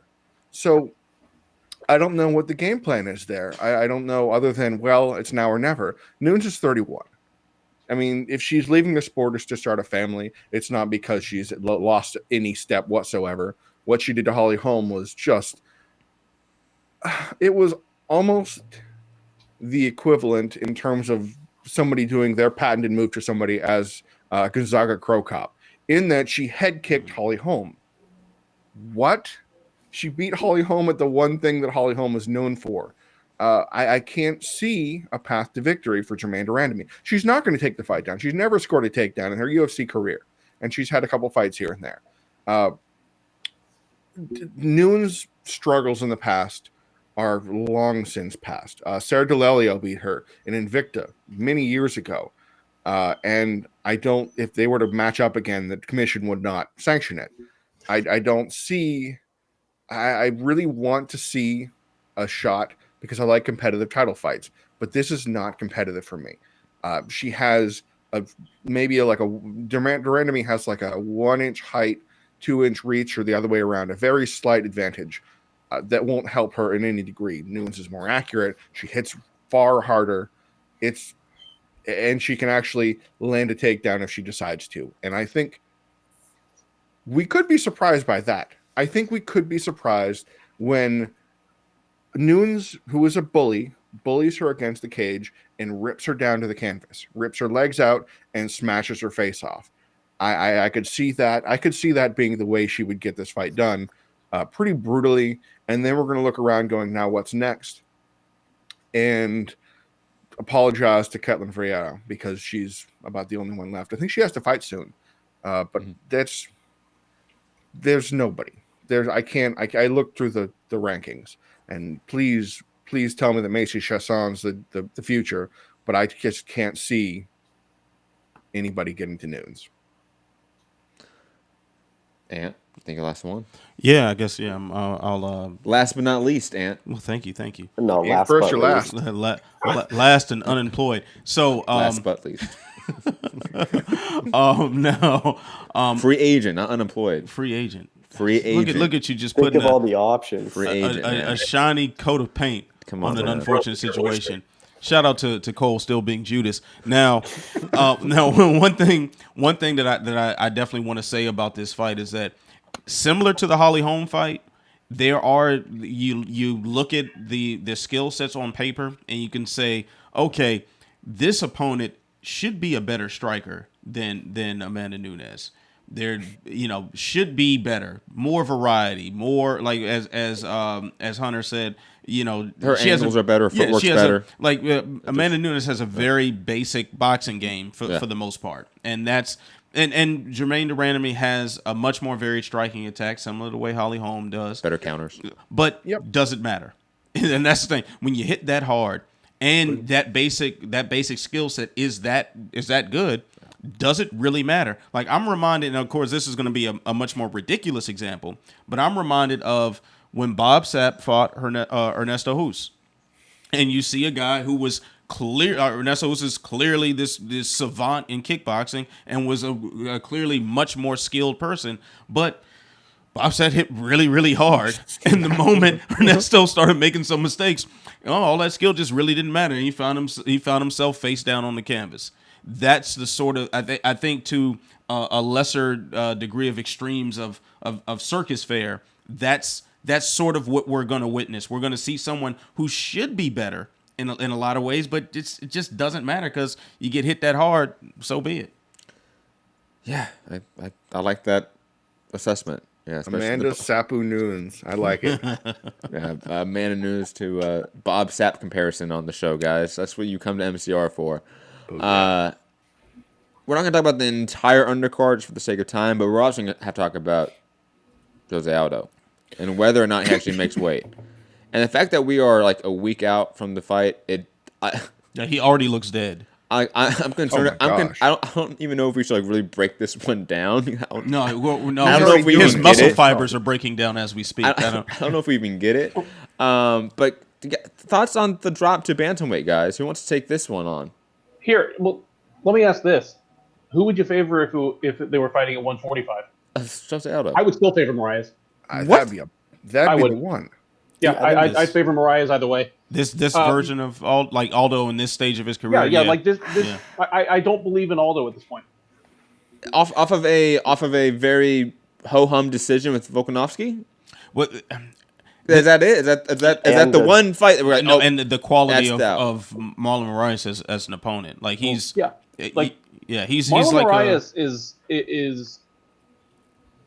I mean, Henry since Cejudo coming knocked him into the out. UFC as the departing World Series of Fighting bantamweight champ, I mean, he's lost twice. I think he's 4-2, 5-2 in the UFC. He beat Rafael Assunção. Yes. Like that was a bullshit decision. Yes. And then taking on Henry Cejudo, quite possibly the best fighter in the world right now. He was winning and, ran out of gas. He was given it to him the first round. Second was pretty even and just got stomped the third. I think Marlon Moraes is a fantastic fighter. And he matches up well with Aldo stylistically, even leaving a part that I think Aldo is getting more and more dilapidated physically.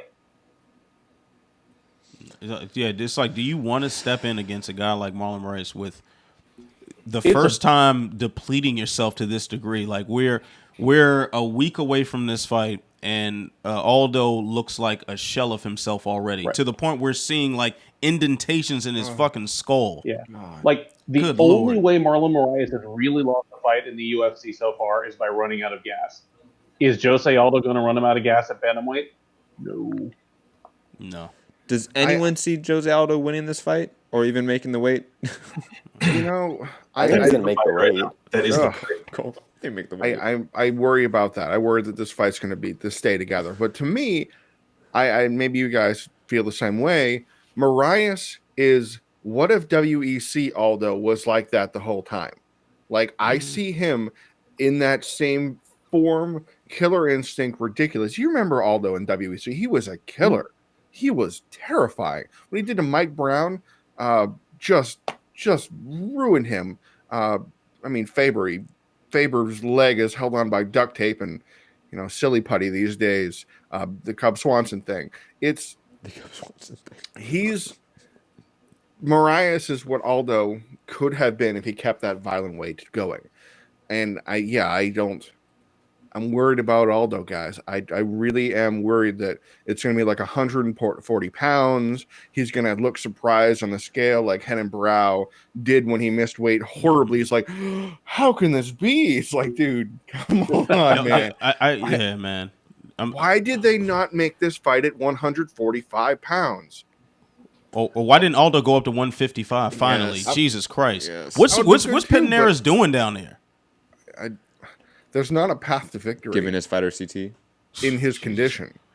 If he looked better, this whole thing is a mess. But if the Frankie Edgar thing happens and he fights a Korean Zombie in a couple weeks and then drops down to bantamweight a month later against Corey Sandhagen, well, I was going to say before that matchup happened that maybe that's the way to do it, to take your time, to be okay and fight a guy that isn't a killing wrecking ball like Marlon Moraes and fight a smaller killing wrecking ball like Corey Sandhagen. But it's not smart. I get what Aldo's doing. He's doing what Chris Weidman did. He's doing what Luke Rockhold did. He's doing what Jacare Souza did, jumping into a new division, fighting a top 5 guy right out of the gate. If I'm here, I can hang, and I'm a win away from a title shot at most. Frankie Edgar went down to featherweight. I'm right here. I'm going to fight for a title. Let's do it. So strategically, I know what he's doing. But guys, what is he doing? Yeah, see, that's the move. But he's doing a harder thing than any of them. Yeah. He's going down a weight class. Yeah. He's fighting a top 2 guy. Yeah. He's fighting a guy who's coming off a title shot to a 2-division champion where he was competitive. Like he's doing a harder thing than all those other guys. Listen, we saw what happened when TJ tried to go down, and TJ was on all the drugs. So I don't know what the hell. Like, I don't know this mentality that some of these MMA fighters still have to where they believe weight is some sort of like deciding factor so much in fights. Like, oh, I can drop down and I'll be that much better. Like, no, you're going to be that more susceptible to being knocked out once you get touched on your chin because your brain doesn't have as much fluid around it anymore. Like, I don't understand like what this mentality is, man. Like, I don't get it. Like, let's absolutely destroy my body for this inanimate object that I have to stand on for 2 seconds while some guy reads my weight, and then step in the cage less than 24 hours later and fight another human being. It's so crazy to me. Like, anybody that knows like weight cutting is my biggest pet peeve in this entire sport, especially when guys drop down, especially when they're already on the tail end of their careers and they've had 90% of their losses in the past 3 years. Especially and they struggle to get there. Yeah.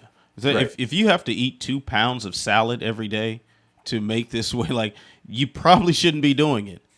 You know, do you know how much lettuce that would be? You have to eat like a barrel of lettuce every day, and that's your only source of nutrition in order to make this weight. This is so stupid. I'm sure he's healthy and happy. Yeah.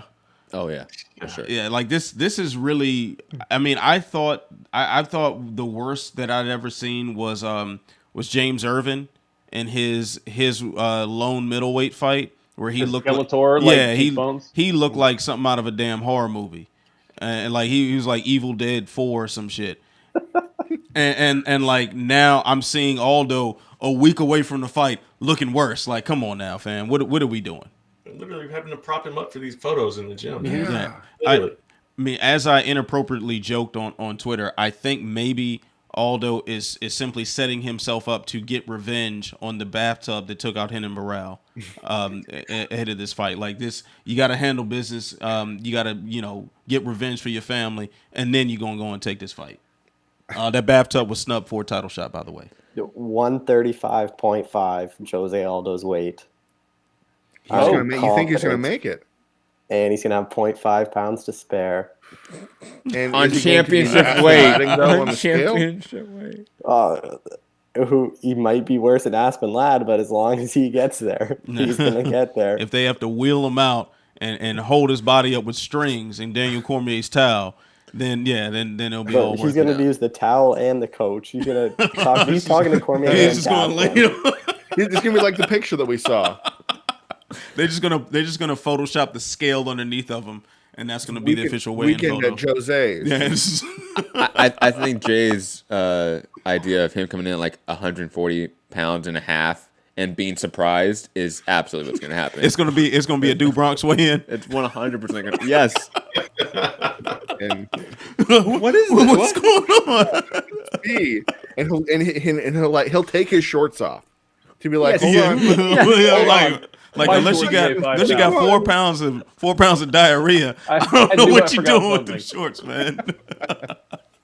So good. One I can think of is Joe Riggs when he went to welterweight, and he was all Skeletor like, but not smart, Jose. Everybody says, hey, maybe lightweight's a better idea because you cut a lot of weight and you always look really rough on the scales.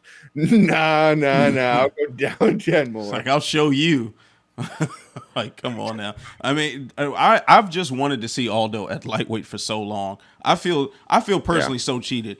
You guys probably know because I keep saying this all the time, but man, I wanted to see nothing more than Aldo versus Eddie Alvarez. That's all I wanted. I'm a simple man. That's all I needed to just be good with this. But no, fuck what can't have it. You can't have it. I can't have it. No, not for you. What do we do if Aldo looks fine and he wins? What do we do if he wins? Well, I will pass the hot sauce. I'm going to put it all over my crow. Henry Cejudo, Aldo. He gets a title shot. I have to assume that's it. He'd have to. Yeah, I mean, who else is there? Honestly, like Aljamain Sterling or Dominic Cruz's welcome back fight, possibly. Peter Yan defeats Uriah Faber in the other fight on this card, and he gets a title shot. I just see. Speaking of that logical transition, Hey, Producing ass motherfucker. Does anyone think Uriah Faber wins this one? No. Yes. Be still my beating heart. What? Give me the breakdown. How does Faber win this? Faber wins this by veteran savvy. That's all in the form. That's what we're going with, fam. That's it. That's all I can say. And he gets the guillotine. He gets the guillotine. Okay, I will speak on Faber's behalf for a moment, almost in a form of devil's advocate. He knocked out Ricky Simone, knocked him down. He hit him harder than he's hit a guy in his entire career. Seriously, the last time he's won a fight by knockout was in 2007. In like his first WEC fight, and it was really with elbows when he took down Joe Pearson. He is not a knockout guy. That's never been his game. He's always tried to throw hands, and then he'd break them and throw elbows like the Mike Brown fights. He's not a striker. Until he retired for 2.5 years and said, maybe I should shore up my boxing. He looked good. He looked. I had Simone going away. I had him probably taking a 30-27, no big deal decision. And Faber goes, well, at least I tried. He got sparked. Simone got sparked, and it was still a TKO officially, but it was blurring that line of, whoa, what just happened here? If he comes into this fight with Peter Yan and catches him early, and Yan goes, where the hell did that come from? This could be an interesting fight. I think this could be really fun if he gets Jan's attention early and often, because I haven't seen enough of the pre-fight footage. Jan is a fairly stoic guy from all I recall. I don't know if he would respect Faber. He's old. He's an old champion. He's just another guy I need to beat to get my title shot. I thought I had it when I beat Jimmy Rivera, but it is what it is. I'm going to walk through Faber that's what I had seen from it as well. Okay, fine. He's 39, whatever. And if Faber catches him like he catches Simone early, we got ourselves a ball game, boys. But otherwise, Yan. Did John Dodson rock Yan at one point, or am I just? Yeah. He had him hurt towards the end of the fight. He was chasing him around, and Yan held on to win the decision. Yeah, but Dodson is a far superior knockout artist to Uriah Faber. So if Uriah Faber gets the knockout here, and somehow we have a position where Jose Aldo and Uriah Faber are battling for the title shot to Henry Cejudo, jeez, in 2019-20, like number 1 and 2 contenders are Jose Aldo and Uriah Faber. Like, what year are we in? Beats Corey Sandhagen. Yeah, Frankie Edgar. And then Dominic Cruz will say, "Oh my God." What year are we it's in? Like slowly the gloves will just start looking bluer and bluer to me. I just Cage starts getting more circular. Then all the tribal is going to start creeping across my screen. Yeah, and all of a sudden Scott Harris just morphs in front of the commentary Affliction booth, shirts just start popping up in the crowd everywhere. Bedazzled dragons everywhere.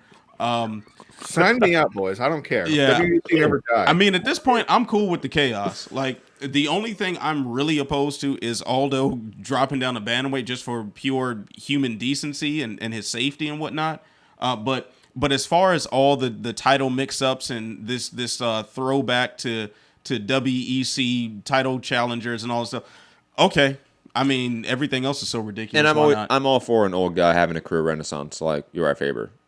Getting a great win, in a sense, late on in his career after 2.5 year layoff. I'm all for that. But you know what? If anybody would be the type of person to bounce back after their quote unquote retirement and get title shot, and get back to title shot, it would be Uriah Faber, and not just because the UFC throws Faber into a title shot if he sneezes correctly or whatever. They just got to put him up against a champion. Not just that, but also the fact that Faber has done everything right as far as physically. He's always fought in a manner that didn't absorb a lot of damage. Yeah. I think the only 2 fights I can think of where he really kind of took a beating were the Aldo fight and I think the third Cruz fight. Yeah, he got dropped a couple times in that one. Yeah, so those are the only 2 fights I think of where he really, took some damage. But aside from that, he's fought in a smart style for the most part. He's taken great care of his body and always been on his diet. He's never let himself get out of shape during camps. He's always kept himself in shape too by coaching at Team Alpha Male and being in part of the practices and training camps and stuff. So he's a guy who physically, if anybody could do it, it would be him.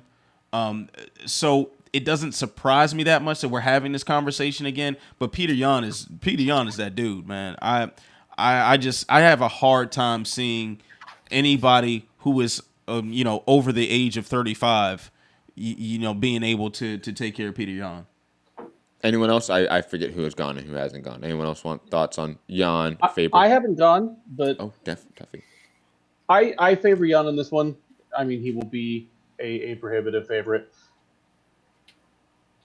I agree with the panel that, I mean, if there is someone who could pull this off, it would be Faber. He has taken amazing care of himself.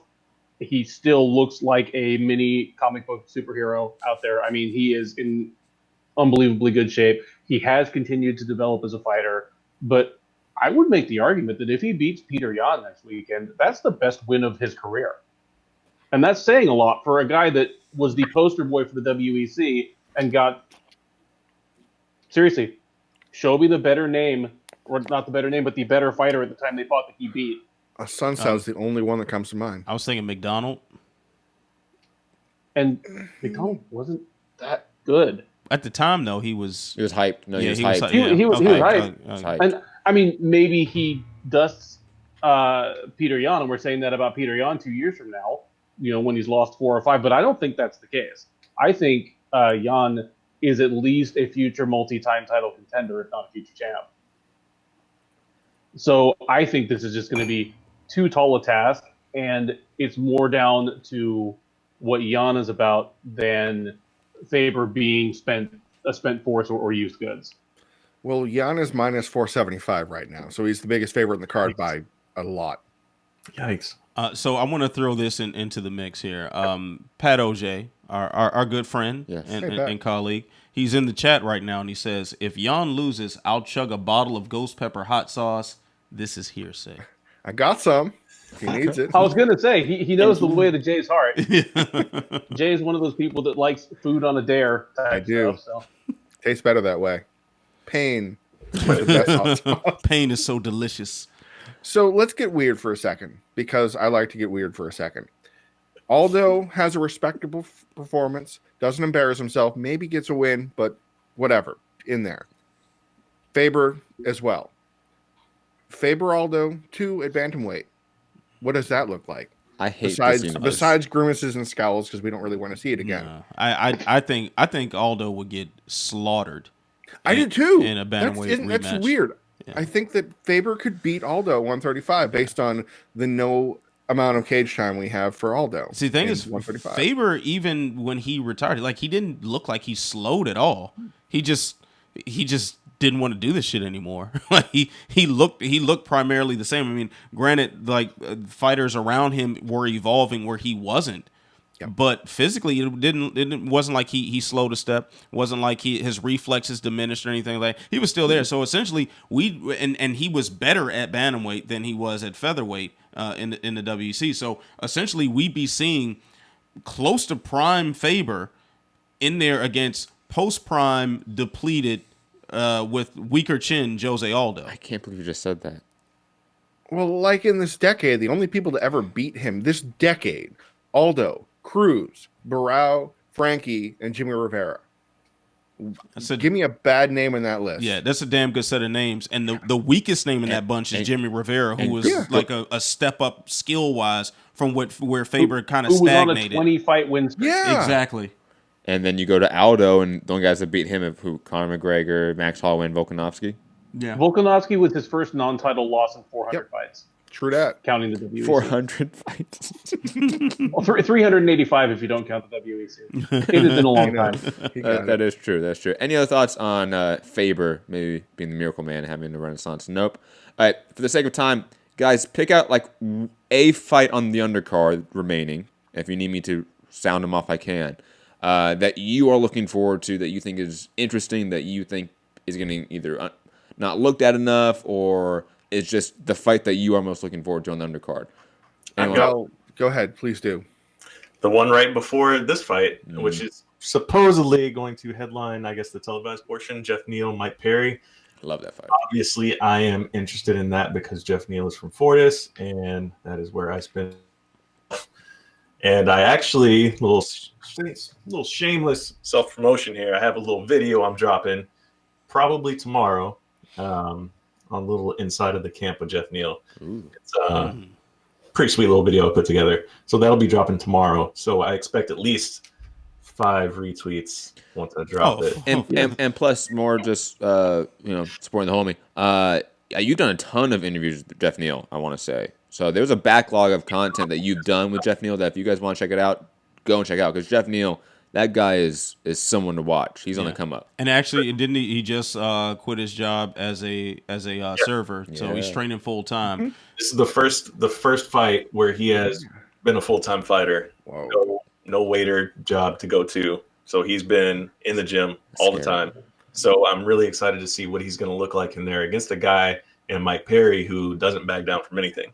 So could be wild. The past few fights for Jeff, like the Nico Price fight, they get a little crazy, a little wild, and Jeff's not going to back down either. So it's going to be one of those fights where which man falls first. But I think Jeff is the more skilled fighter. I think he's more technical, and I think he's also more disciplined with obviously Coach Safe in his corner as well. So I expect him to win, and I expect it to look really good. Absolutely. Who else wants to jump in? Well, on that fight, I would like to point out, without having personal experience and a relationship with Jeff Neal is going to beat the brakes off of Mike Perry. If Max Griffin outboxed Mike Perry, Max Payne Griffin is a good fighter, but he outworked Mike Perry. He didn't fall into any of those silly traps. He didn't get crazy, and he worked him. He worked him across the board. If anything is an indicator, Neal could finish him. He could be the first guy to knock out Mike Perry, which would be a big feather in his cap. But I just can't see, other than Neal getting weird and reckless and getting hurt, I can't see that happening. I can't see this fight going any way other than Jeff Neal. And Perry fans and those platinum goofs might be mad, but he didn't win the Luque fight. He didn't come close to winning the Luque fight. He got an Andrei Arlovski gift bag at the end of the fight. It wasn't his fight to win. He can be exciting and all that, but Neal's going to it's going to be surprising. People are going to look at this fight and go, why did they make this fight? Yeah. I like it. Yeah. Jeff Neal is on my top 10 prospect. Of so course. To speak. Yeah, Jeff Neal's clearly one of the guys you should be paying attention to right now. His boxing is so good. Every MMA fighter, if any MMA fighters out there watching the show, look at his boxing. Look at his setups. Look at his guard, the way he blocks and parries shots, the way he slips off the center line. That is some high-level boxing technique that is just not normal in MMA. It just is not. This guy knows what he's talking about. Anyone else want to jump in for the undercard fight? I'll throw one in there. Matt Brown versus Ben Saunders is one of those fights where what year is it? Where we really and I was saying this about the fight tonight, the Alves and Tim Means fight, where it's a fight that has absolutely zero relevancy to anything resembling title contention or resembling contendership. Absolutely nothing to do with that. The two guys who probably should be thinking about the next steps in life. Yes, definitely should. This is going to be, and I feel so hypocritical in saying this. We are concerned about their health, but they're going to put their health on the line in the most epic fashion. So I'll watch. That's kind of what I feel about this one. This is the just bleed fight of the card by far. Yes, please. I'll take it with a smile. One of those Muay Thai fights with little gloves on. Yeah. Oh, kickboxing with little gloves makes me very happy. Yes, that's exactly what I'm expecting. Although Ben Saunders was the first or only omoplata in the UFC. First. Definitely yeah, first. It's one more, right? Vichorek hit it later in heavyweight. That's Because right. heavyweights can totally pull off omoplatas. Yeah. So Ben Saunders actually just notable just from a personality standpoint. He's a bit of a nerd. He's a nerd. I had an interview with him. Respect. Yeah, where we were debating about how good of a movie Captain America: Civil War was. So a great movie. Yeah, great movie. Yeah. Great movie. Yeah. He doesn't quite agree. Fuck you, Martin Scorsese. Anyways, Duffy, Cole. I'm excited for Ketlin Vieira versus Irene Aldana. There are a lot of fights on this card where now that the UFC is not averse to matching up people, off of wins versus people off of losses, there are some fights where some of their prospects are being set up to look good.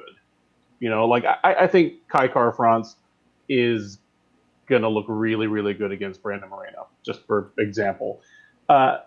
This is a tough test for Ketlin Vieira. In fact, I favor Aldana in this one. I don't know who's favored in the odds, but Irene Aldana, I think, is going to be...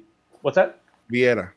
She's favored. I mean, and that doesn't surprise me, but I favor Aldana. I think she's going to be too big, too long, too rangy, too strong. But I'm very excited to see it, and it's a good piece of matchmaking. At the very least, it's a very stiff challenge for an undefeated up-and-coming prospect in a division that desperately needs it. I mean, we're talking about, the dearth of challenges for Nunes in either of her divisions, and you would normally think that featherweight would be the more problematic of those, but bantamweight is not far behind. It's just aging out in the same way that light heavyweight has been. I agree. So, on that part, yeah. Really excited to see what comes out of that. And whoever comes out of with the win may find themselves fast-tracked either to a fight for a vacant title or the honor of being Nunes' last victim. Shots fired. Cole. I think Ben touched on it a bit. I think Morano Kara-France is going to be good. But the fight I'm looking forward to is Chase Hooper versus Daniel Tamer. Chase Hooper is 13 days older than me. That's how young I am. He is 20. He's like 14? Oh, he's 13 days older. I don't think he's going to be... I wasn't that high on him on the Contender Series. I don't think he should be in the UFC this early, but I'm excited to see what he looks like. Tamer's kind of a guy. His fights can go hit or miss, so it's... They usually miss. This is not the good Tamer. Mm-hmm. Yeah, but I don't know. I think against Hooper, if he loses to a 20-year-old, I think something's not going right, and I think he's going to come out to not lose to a 20-year-old. But other than that, I think Jessica Ai and Ariajo is going to be a good fight. But you guys took it. My main one was Jeff Neal, Mike Perry. That one's just going to be sweet. Yeah, Hooper, 20 years old. Like, the only reason why this fight is so low on the card is because they can't have it too late to violate child labor laws. So, I think he's. I mean, in all comedy aside, I think Hooper's one of the few fighters out there to get a UFC shot after a draw. Like, this kid won the Contender Series, and yeah, you're way too young. You need to get some more fights. So he fought somebody in that Cage Fury promotion and fought to a draw. And they're like, okay, you're ready. I don't know how that was enough to show them, but I guess it's other Tamer. They have a low on the event filling fight for. Is he younger or older than his brother, David? I don't remember. I'm going to assume older and then be worse than his brother, because that's just the best part. I love when that dynamic happens. Cole Macramillo kind of thing. Yeah. I love when that happens. I have a question about, one of the things that always comes up for me when I'm looking at the placement of these bouts on these cards. You have Jessica Ai, who just came off a title shot loss on the second fight of the night against someone who could very well be in the title picture with a win. Like, why is this fight so early on the card? Well, even like Ian Heinich, who just had a almost like a quasi number one contender fight and lost, and now he's deep on the undercard as well in this card. That's the UFC for you. Yeah, to the Jessica Ai thing. I mean, at women's flyweight, they clearly don't give a shit about you challenging for the women's flyweight title. As Liz Carmouche is currently looking up her unemployment benefits while doing promotional work. She had to pay for part of, right? Like she had to pay for like her flight out there. Like, how this, and then they tweet out and put on Instagram the picture of her doing the promo stuff after she's been cut. Thank you for your service, and then the matchmaking department was like, "Hey, we didn't know she was out there. Our bad." It's like, yo, this. I mean, come on. They clearly don't give a shit about this division. Like that's very obvious. Because even if you cared enough to build up Shevchenko, which they should, you got to kind of build up the people she's going to fight so people give a shit. Like that just seems pretty simple. That seems to be promotion 101. Now but I'm not. Never done that. They've never done that when you have a champion that's dominant. They never did that with Demetrius Johnson. Right. They're not doing it with Shevchenko now. They don't do it with John Jones now. I mean, outside of Daniel Cormier, that's that's a good point. Well, thing is at light heavyweight for a while with Jones, they didn't have to. I mean, you didn't have to build up Rashad Evans. You didn't have to build up Rampage. You have to build up a lot of those guys. Of course, now it's such a dearth of contenders at light heavyweight that, all right, you next man up. All right, let's go. And you just kind of take what you can get. DJ, I mean, shit. I think we all have either podcasted or written about the promotional fumbles of Demetrius Johnson as UFC flyweight champion. The worst trade in sports history. I think it's a win-win. It turned into one, but no, it's not. I think it's a win-win. You got Masvidal as a massive star. If he doesn't knock out Askren in 5 seconds, Masvidal Diaz never happens. I don't agree with that. I think, and if that doesn't happen, then Masvidal doesn't show up to Combat America as a color commentator. And that's it. That's the end. That's we're all winning. We're all winning now, huh? I love how like the positive side of the trade is the guy got knocked the fuck out. I said that on a show a month or so ago when we were saying, okay, this is finally over. Yeah. Askren's out. And what I said was essentially everybody won except but Askren. Yeah. Like Askren's wallet won, but Askren's noodle didn't. Everybody came out ahead except for Ben Askren. And maybe not the fans, because we don't see the greatest possible fighter of all time in the biggest promotion. Instead, we got to see it. Instead, we got to see a borderline top 15 welterweight get knocked out a few times. Yeah. But 80 million people are watching DJ now. Dude. 80 million, that's it? Slow night, huh? It's like 95 now, man. My blood pressure's rising as this conversation is going. You know what, Cole? The competition committee will be reviewing what you just said. So, any other thoughts on this card, gentlemen, as we wrap up the show?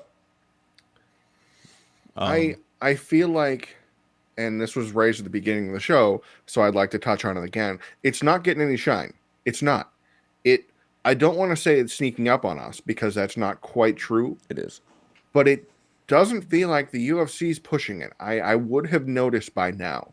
I, as a consumer of all things MMA media, have seen little in the way of anything other than Amanda Nunes faces her next victim, and Max Holloway looks to keep it going against a guy who used to be 230 pounds. And watch these guys don't like each other. There's probably some story, but we don't want to talk about it. It's not. There's nothing there. It's to be reductive about it. It's a bunch of bummer stories. Faber, 40 years old, could get smeared by a young contender. Aldo looks like living death, could get smeared by actually, I think Moraes is older contender. Jermaine Durandamy, sacrificial lamb, or the champion that doesn't want to defend her belt. Holloway, okay, he racks up another title offense, cool. And then Usman, Colby, people want to watch Colby lose, but they don't want to pay to watch him lose. So I don't know. The UFC has not put together a cohesive storyline. And I don't want to go as far to say that I want a storyline because I don't need it because I'm going to be here anyway. But this isn't the approach to get anybody else besides us interested in these fights. And that's surprising to me. Remind me, what was the last card that had 3 title fights on it? 217, right? What's it?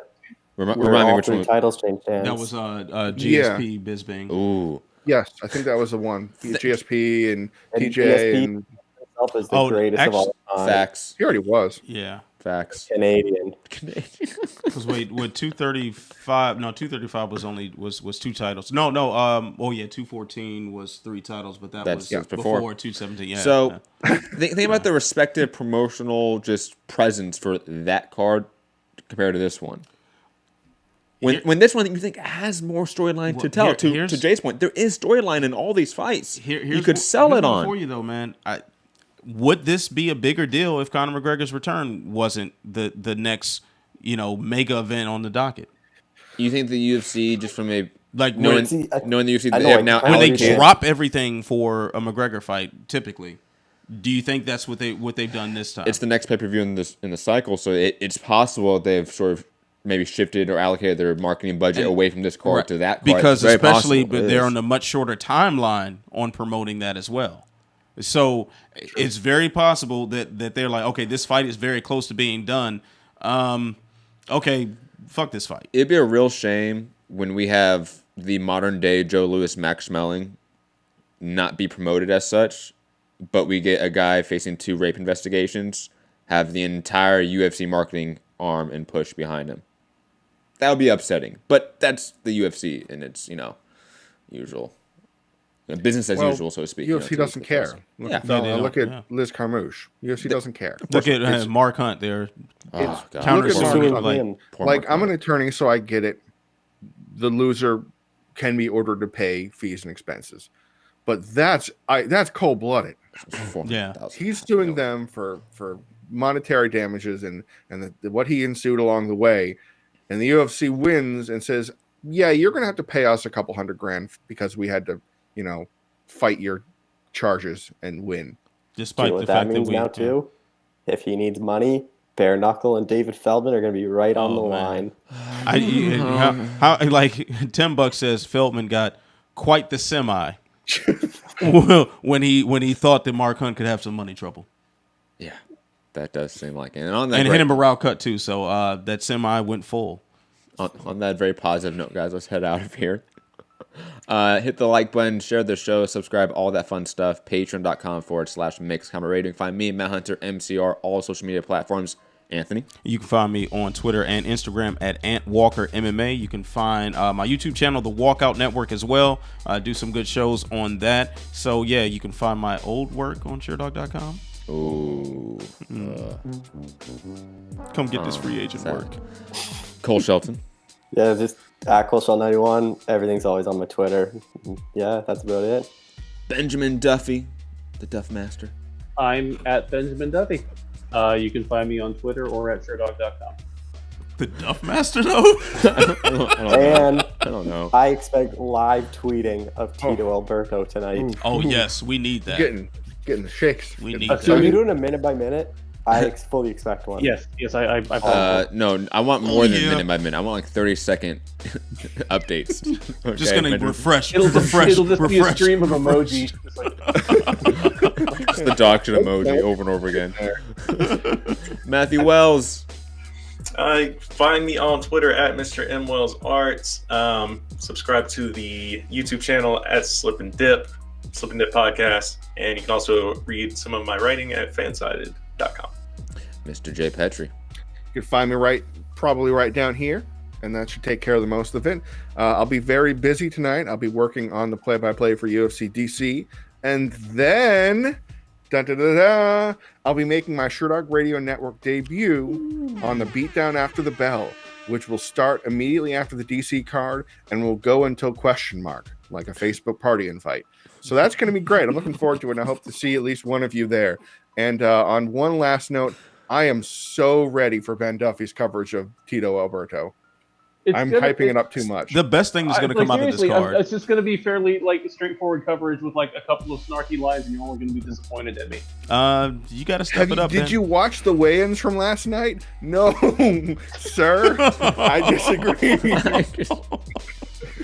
We're all depraved individuals, degenerates, each and every one of us, and so are you guys. So I hope you guys enjoy the show. Be safe out there wherever you are listening. Day, night, wherever you are in the world, enjoy the show and enjoy the fights tonight and next week, and obviously UFC 245, Kamaru Usman versus Colby Covington, Max Holloway versus Alexander Volkanovski, and Amanda Nunes versus Jermaine Duraname. Just a loaded card, a stacked card, as they say. Should be fun. You guys have a good one. Peace.